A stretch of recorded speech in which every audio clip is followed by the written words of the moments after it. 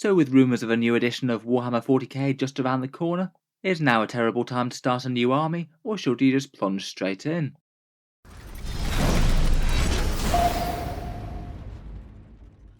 Hello and welcome back to Warspets Tactics, where today we're talking tactics of collecting Warhammer 40k. And I thought I'd focus on answering a question that I've got really quite a few times in the comments recently, as to how you should go about collecting a new army when there's going to be a new edition change fairly soon, or whether you should even bother in the first place. The question that I've been seeing quite a bit is 10th edition is supposedly coming soon, should I wait to get a new army as we don't know how things are going to work yet? And I think to be honest it is a really quite reasonable question. Rules will change and there are a lot of uncertainties as to how things will even work. So far Games Workshop have given us no actual announcements bar those slightly cryptic Tyrannid and Space Marine teaser hints, but given their release cycle and their end of 9th edition campaign Arcs of Omen, it does seem that 10th edition is most likely going to follow the pattern of the last couple, releasing around about June or July time. In general, the time-tested advice for Warhammer 40k is generally not to worry too much about rules and things and just collect what you like. You'll generally be able to put Games Workshop's miniatures on the table in some form, and generally liking the lore, feel, and look of the models tends to be more important than rules over time. Rules can certainly ebb and flow, and things get better or worse. Still though, I can certainly see why people are a little bit hesitant. Warhammer definitely costs a fair amount of money, and people don't generally want to dump loads of money into models that might well be warming the shelf for the entirety of next edition. Not to draw things out too much, I'd say that my overall answer would generally be no, not to wait, for a number of different reasons really. 40k is certainly always changing to some degree. If you do wind up collecting something that's ultra powerful in the rules, there's every chance they'll just tone it down a bit in the next balance pass. And while a fair few things might well change in the next edition, I suspect that army playstyles won't entirely go away. You're still going to have Death Guard being slow and resilient, Eldar being fast and tricksy, and Space Marines being aggressive and mighty, though I certainly wouldn't count on any one rule staying, with the potential for all the codexes to be reset and be reprinted as indexes. If you like the lore and aesthetics of the army, that's not going to change at all, and in general collecting purely for competitive power is usually not the best idea. I think there's nothing wrong with acquiring strong units gradually, but I'd certainly do so for an army that you like the look and feel of the models. Having said that though, if you did have a massive painting backlog, it might not be the worst idea to get to work on that in the meantime, as opposed to jumping into a huge new project. That way you'd get just a little bit more information as to what's looking good and what's more interesting in 10th. I'm sure there's at least a fair few people out there who are probably sitting on a very good pile of unpainted models, and if you can impulse control a bit, then maybe getting some of those painted up and on the table might not be the worst. If you are itching to start a new faction though, and there's one that you've really got your eye on, I would say that it's not the worst idea to start, but there's certainly a bunch of things that I'd not get currently or plan to hold off on until the rules come out in full. Generally, if you were starting a new collection, I'd probably see now as preparation time if you were collecting a new force in its entirety. When collecting a Warhammer army, there's plenty that you can do aside from just literally assembling the entire bulk of the force. You can get to grips a bit with the different units that the faction has and the roles that they fill in game at the moment. I think working out a colour scheme for your army would be a good idea. Maybe pick up something like a basic box of troops to start with and decide how you're going to paint up the army when you do get the bulk of it. I'd focus on getting a few core models together, things like the standard troops for the faction, the most common HQs, and maybe some of the most iconic damage dealers. Generally, they tend to be the units that often do well from one change to another on rules, and maybe work out any other basic decisions for the army. What sort of playstyle might you be thinking about going for? Are you thinking about magnetizing the army, or looking into any other interesting things like 3D printed proxy models? Talking through something specifically though, I feel like there's a few really key things that I'd just be less tempted to get at the moment, or at least if you are thinking about getting them, probably holding off until 10th edition comes out. First up is the kind of thorny issue of the faction's codex book. As I mentioned briefly earlier, the rumours for 10th edition have that the current codexes will become invalid and be replaced by new indexes in the same sort of way as we had from 7th edition to 8th edition, but didn't happen 8th to 9th. It is a bit tricky for people who are getting into Warhammer 40k from a standing start now. The game is kind of difficult to navigate, and the codex can be a good focal point for that, giving you a good grounding of the lore, miniature galleries, plus the current rules for the faction, without which you might have trouble. It's perhaps a bit less essential for experienced players who generally know the roster of the army at least a little bit from just general knowledge. I feel like they're going to be more able to comfortably collect an army without the book. I would bear in mind there's other free resources that you can use to mess around with army lists and things, Warhapedia, Battlescribe, and Games Workshop's own Warhammer 40K app. They're all options. You don't get everything in the codex that you get in those, but they can be pretty helpful if you just want to understand the mechanics and the points of the units. Still, even at this point, really quite late in the day, I think it still will be worth it for some people to pick up the codex. They are £32.50 or $55 at the moment though, and while Games Workshop's books are kind of famed for having a pretty short shelf life in terms of the rules within, this is kind of spectacularly so now. You might only have the rules functional for around about a few months before they get rescinded. In terms of actual models though, there's a bunch of things I'd be a lot more wary about. Certainly spammed copies of the same units might not be the best idea right now. Obviously with a new edition, there's more scope than ever before for things getting either overpowered or underpowered, or perhaps a bit relegated to the sidelines. The same things that are effective now might be effective later, but there's kind of no guarantee that that'll be the case. As a result, my advice would be probably not to get excessive amounts of any one thing.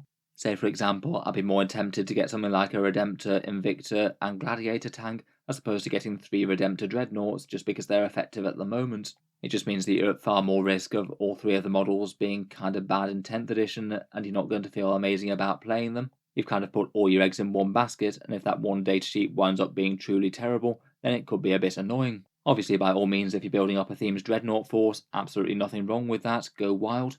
But I feel like the more you commit to just one specific unit, the more risk that you're taking there. Sometimes Games Workshop has even changed the amount of units that you're allowed to take in an army. Say, for example, when they had flyers that you could take, say, 8 or 9 of them in 8th edition, and then all of a sudden you could take very few and then only 2 in 9th. There's just the possibility for people who have excessive amounts of one particular model to get a bit burnt. Kind of alongside that, I'd probably keep the bulk of the collecting to some of the most iconic and core units that your army has, rather than oddball units that tend to operate on the fringes. I feel like as Games Workshop goes through editions, updating rules and things, they just see certain units as a lot more important to get right.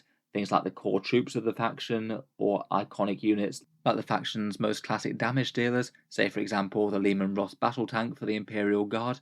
That's often bounced back to be a strong unit because people just like to see them as one of the battle line units that you can field and feel good about. For things that are on the fringes and often tend to get a bit underpowered or just overlooked in terms of rules, things like aircraft I think are less reliable. Even when they get good, they often get a nerf to put them back in their place of being a bit more of a support asset as opposed to something that you really are feeling great about fielding. Factions' fortifications have a very sketchy history of ever being particularly effective in game. Sometimes they're dead useful, but a lot of the time they're just absolutely dreadful for the points. Anti-aircraft units like say the Space Marine Stalker or the Guard Hydra, they have a bit of a checkered history of being any good as well. Often they wind up just being costed like they are going to be facing aircraft all the time, and that's not the case as they're kind of niche in themselves and some factions don't have them. And also say if your army's got a massive cast of niche support characters, say maybe Death Guard Featured Virion or Chaos Demon Heralds and things, I feel like there's a bit less likelihood that any one of those support characters is going to turn into the thing that you most want to field. Obviously, I'm not saying that there's anything wrong with picking up some oddball units, say the Thousand Suns Mutalith Vortex Beast. There's every chance that they'll be perfectly usable, but I feel like they've got more chance than most of being a bit sidelined, as they often have been in the past. Maybe on a similar sort of theme, I'd be wary of anything that only really works with niche tactics or rules quirks at the moment, things that are highly likely to just get entirely removed in the new edition. I feel like perhaps some of the Space Marine chapters are a particularly good example of this. We don't even know whether Space Marine chapters will get individual chapter tactics in the new game, let alone any of their more subtle stratagems. I think maybe a good example might be going heavy on Ultramarines Invicta Tactical Warsuits, which are pretty amazing because they have that rapid redeployment stratagem. That means that you could put them up the front and scare the enemy, and then potentially redeploy them if they get first turn. If they do issue new indexes, I suspect that that'll probably be gone. Not saying that they're necessarily going to be bad or anything, but I wouldn't be collecting those and thinking that that's definitely going to stay. Maybe other examples might be things like Raven Guard Deep Strike Centurions. That's been one of the best things that they can field for really quite a long time, and I have mentioned it in videos in the past. Perhaps a fairly classic example of a unit that works amazing for them in the rules because they can get them into the place that they need to be, but don't really have any connection in the lore, and Games Workshop has got absolutely no incentive to make them good for Raven Guard in the next edition. I feel like anything that's just kind of unexpectedly good in their given army just due to a single stratagem or chapter tactic or something is probably worth being a little bit wary of. And maybe other things like big uses of allies that make an army fit together, or things like complex morale debuff allies, things like Drukhari and Harlequins working together. There's going to be a lot less value building deep into a convoluted system that might well get scrapped completely. Next up, and getting away from rules, there are a whole bunch of models in Warhammer 40k that are just a bit more likely to get updated, replaced, or just dropped from the game altogether. We don't know Games Workshop's release pattern, of course, but we have had some heavy rumours for a long time now that Tyranids are going to be the antagonist faction of 10th edition. It's not really too hard to look at their range to see what sort of kits they might replace in a similar way to the Necron ones, and I strongly suspect that things like Termagants, Hormagaunts, Gene Stealers, Pyrovores, and Biovores, they've all just got a pretty high chance of getting updated miniatures, at least in my opinion. I'm not saying that the old models will be unplayable. If you get lucky, then you might well just be able to amass a horde of Gaunts or something, and the models and rules won't significantly change. But Games Workshop does have a bit of an unfortunate habit of changing things like model base size or just the size of the models in general, meaning that if you're playing with the old models, you might be getting kind of unfair advantages. Not really the biggest problem in casual games and things, but it can mean that they're a bit awkward if you want to take them to a tournament or something. Say if they re-released a Genestealer kit with some models that look spectacular on a slightly bigger base, it could just make things a bit awkward if you have spent a lot of time and effort painting up a bunch of the current kit. The same may be if you've just painted up 100 odd Gaunts, and then Games Workshop come out with a new one, and suddenly they've got a different weapon option that's the best thing to go, rather than the current Flesh Borer. Nothing wrong with getting a bunch of those, but it might just be one of the ones that I'd be more tempted to hold off on compared with getting loads of now. Otherwise, just in general 40k, there's a couple of other categories. Anything that's made of fine cast resin, I feel has a bit of a ticking clock on it. They are going to get replaced by plastic things at some point, or just dropped altogether. I'd be kind of wary of things like niche Space Marine characters, or other units that might get a replaced plastic kit at some point in the future, maybe things like Orc Tank Busters. Finally, another category is anything with rules but no clear Games Workshop model. Say, for example, niche wargear loadouts on standard Firstborn Space Marine captains, for example. They don't have the multi-part kit for that anymore. There's every chance that you won't be able to legally field certain loadouts in 10th edition, as they did with Chaos Space Marine Lords in 9th. I'd just be a little bit nervous about doing some sort of spectacularly massive kit bash where you give something like a whole squad of Deathwatch veterans or Space Marine Vanguard veterans some slightly obscure loadout that actually doesn't come in the box, and then Games Workshop just turns around and says those models are basically invalid now. The same might also apply to certain sergeant gear, say for example giving all your scout sergeants thunderhammers just because it's currently free. Finally, for things I'd be tempted not to do, I'd also be tempted not to buy an entire army just all at once right now. Unless there's any big reason to, like a massive discount on Games Workshop's battle forces perhaps, or you're an experienced player and you're planning to airbrush an entire army up in one go or something, I'd just say there's usually no real massive needs to purchase your entire collection all in one massive go. In general, it's going to take you a good amount of time to get those models off the sprues, assembled, and then painted up. There's no real value to having a massive stack of backlog of plastic kits sitting in your corner of your room. You may as well just buy things unit by unit or box by box, get those things assembled and painted, and then just leave your pile of potential in the shop at the moment until you know some new rules and things and you've got a better idea to guide your collection. It'll mean that your purchases will be a bit more flexible. You could just change things out as you go along if the grand plan changes a bit when we know what you need in 10th. And I can't help but think that pretty optimal loadouts for certain armies are going to be entirely different. Units that no one is particularly excited to field right now might get very interesting. So those are just some ideas for things that to be a little bit more wary of than normal. And on the flip side though, here are a few things that I'd be tempted to aim for to try and get the core section of their force together, and have it as a good springboard to jump off for an edition change. As mentioned, I'd be really quite tempted to pick up at least some of the faction's signature troops and most generic HQ choice. I feel like it's rare that the Guard won't be going in with a few squads of infantry, or you'll be wanting to field an Orc army that doesn't have a few boys and Gretchen to hold the line. They're units that have just generally historically needed to be fielded to play the army, and anything else that I'd consider as a signature unit for the faction, things like the Lehman Russ for Imperial Guard as mentioned, or perhaps things like the Drukhari Raider transport. I feel like it's unlikely that they're going to get completely sidelined. When expanding beyond just the start of your force, I'd be tempted to get flexible options as much as possible. Rather than spamming one thing, I'd try and get a good spread of options within the codex, or at least within the playstyle that you want to play, and don't just dump all the investment into one datasheet and one set load out of that. If you can find the time and effort, then magnetizing is a pretty good idea, I think. Having options able to swap out their guns for different things is really quite a nice thing. For me personally, I've had some absolutely excellent value out of a couple of fully magnetised Lehman Russes and some big Questoris Knights that can fill basically all the options. From edition to edition, they've been some of the things that have seen the very most table time, almost always being relevant in the army, though the loadout that they've had has changed really quite a bit. Another fairly reasonable strategy to go down is just to get what's cheap. Look at things like the combat patrols and boarding patrols, anything that gets you a bunch of exciting models at a decent discount compared with Games Workshop's normal prices.